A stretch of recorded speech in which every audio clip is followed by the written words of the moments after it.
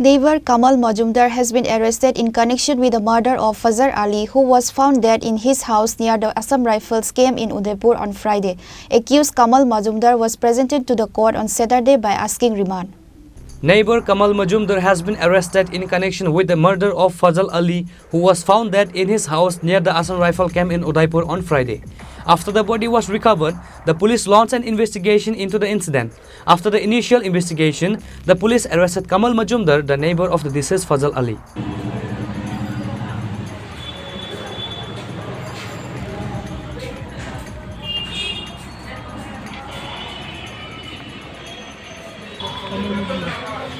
किन मुजुमदार बारी तो तुम्हें जे हेरे मासे एलो यार क्यों आत्मा लो यार क्यों आसलो नहीं तारे मासे दुटे सोरेडी नहीं सकतो तो पड़त ना है